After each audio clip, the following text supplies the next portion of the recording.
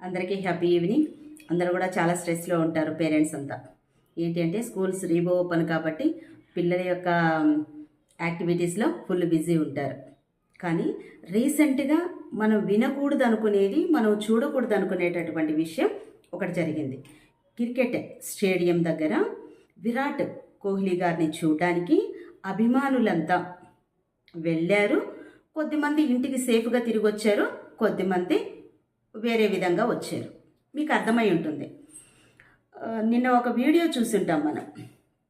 ఒక పేరెంట్ తన కొడుకు 20 ఇయర్స్ కొడుకు వెళ్ళేటప్పుడు ఒక అభిమానిగా స్టేడియంకి వెళ్ళి తిరిగి రావడం, వేరే విధంగా ఇంటికి ఒక బాడీ రూపంలో, డెడ్ బాడీ రూపంలో ఇంటికి తిరిగి రావడం అనేది తండ్రి డైజెస్ట్ చేసుకోలేకపోతూ ఉన్నాడు. కానీ మన పిల్లలకి మనము నచ్చినేటి ఇవ్వడానికి పేరెంట్స్ కావాలి. వాళ్ళ ఎడ్యుకేషన్ రిలేటెడ్ మనం తినక పిల్లల్ని చదివించాలి. వాళ్ళ అవసరాల నిమిత్తం వాళ్ళు పక్కన వాళ్ళకంటే కూడా దేంట్లో తక్కువ ఉండకూడదు, వాళ్ళకి మనం ఏమీ తక్కువ చేయకూడదు అనే విధంగా రాత్రి అనక పగలనక కష్టపడి పేరెంట్స్ పిల్లల కోసమే తన జీవితాన్ని త్యాగం చేస్తూ వర్క్ చేసుకుంటూ వెళ్ళిపోతూ ఉంటారు. వాళ్ళని సాటిస్ఫై చేయడానికి అనేక విధాలుగా ట్రై చేస్తారు. అంటే వాళ్ళ కోసం పేరెంట్స్ ప్రాణం పెట్టి లైఫ్ని లీడ్ చేస్తూ ఉన్నారు. అంటే ఇది కష్టమా, సుఖమా, లాభమా, నష్టమా అనేది లేకుండా నేను ఏమి చేసినా ప్రతి సెకండ్ నా పిల్లల కోసమే అనే విధంగా పేరెంట్స్ ఉన్నారు. మరి అలా ఉండడంలో యాజ్ ఎ పేరెంట్గా మన రెస్పాన్సిబిలిటీగా మనం ఫీల్ అవుతాం. కానీ అదే రెస్పాన్సిబిలిటీ పిల్లలతో చెప్పడంలో కూడా ఉండాలి. మనం ఎవరి కోసం జీవిస్తూ ఉన్నాం, ఎవరు మనం జీవించడానికి సహాయం చేస్తూ ఉన్నారు, మనం ఈ భూమి మీదకి రావడానికి కారణమైనటువంటి వాళ్ళు ఎవరు, వాళ్లకు మనకు ఉండేటటువంటి రిలేషన్ ఏంటి, మన లైఫ్ తర్వాత ఎవరి కోసం లైఫ్ లీడ్ చేయాలి అనేటటువంటి విషయాలు పిల్లల దగ్గర ఏదైనా మాట్లాడితే వాళ్ళు నొచ్చుకుంటారేమోనని ఏ విషయం కూడా పేరెంట్స్ వాళ్ళ ముందు మాట్లాడకుండా పక్కకు వెళ్ళి బాధపడడం అలవాటు చేసుకున్నాం. అలా అలవాటు చేసుకోబట్టే ఇప్పుడు ఉన్నటువంటి యూత్ పొలిటికల్ లీడర్స్ కోసమో, స్పోర్ట్స్ రిలేటెడ్ ఉండేటటువంటి వాళ్ళ కోసమో, లేదు ఇంకా దేనికోసం అన్నాను, తన ప్రాణాల యొక్క వాల్యూ తెలియకుండా తను జీవించడానికి కారణమైనటువంటి వాళ్ళని మర్చిపోయి జీవితకాలం శిక్షను విధిస్తూ ఉన్నారు పిల్లలు.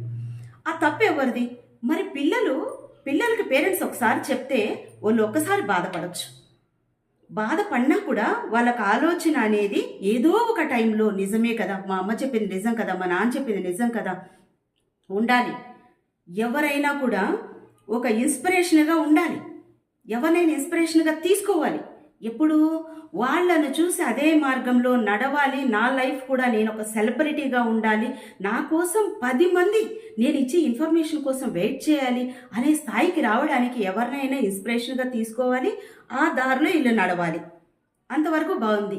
మరి వాళ్ళ కోసమే జీవితం అన్నట్టు వాళ్ళ కోసమే టైం అంతా ఇన్వెస్ట్ చేసుకుంటూ ఎవరు చేశారు? వాళ్ళందరినీ పాపులర్ ఎవరు చేశారు?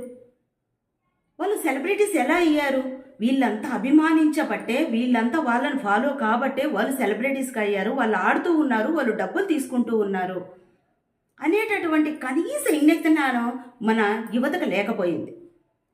వాళ్ళ టైం ఏంటి, ఎందుకోసం పెడుతూ ఉన్నాం, ఇలా ఈ టైం దీంట్లో ఇన్వెస్ట్ చేయడం వల్ల నాకు వచ్చేటటువంటి లాభం ఏంటి, నా పేరెంట్స్ నా మీద ఎన్ని ఆశలు పెట్టుకొని ఉంటారు అనేది లేకుండా జీవితకాలం శిక్ష వేసి వెళ్ళిపోతూ ఉన్నారు.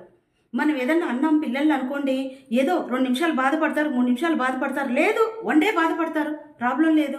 వాళ్ళని మార్పు వచ్చిందంటే అక్కడ ఉండేటటువంటి స్టూడెంట్ హ్యాపీ ఫీల్ అవుతాడు, తల్లిదండ్రులు ఇద్దరు కూడా హ్యాపీ ఫీల్ అవుతారు. వాళ్ళ యొక్క లైఫ్ను వాళ్ళ కోసం మాత్రమే లీడ్ చేస్తారు. ఈరోజు అక్కడ ఒక అభిమానులుగా ఎప్పుడు చూసేటటువంటిదే కదా, టీవీలో చూస్తూ ఉన్నారు, పేపర్లలో చూస్తూ ఉన్నారు, నోరు తెరిస్తే ఎక్కడ చూసినా కూడా క్రికెట్ క్రికెట్ క్రికెట్ అనేటటువంటిది మన మొబైల్లలో కూడా చూస్తూ ఉన్నారు. మరి డైరెక్ట్గా చూడడం వల్ల ఏదన్నా ఒక విధమైనటువంటి రేస్ వచ్చేమన్నా మిమ్మల్ని ఉత్తేజపరుస్తాయా? మీ లైఫ్ని ఏమైనా మారుస్తాయా? మీ పేరెంట్స్ కష్టాన్ని ఏమన్నా మారుస్తాయా?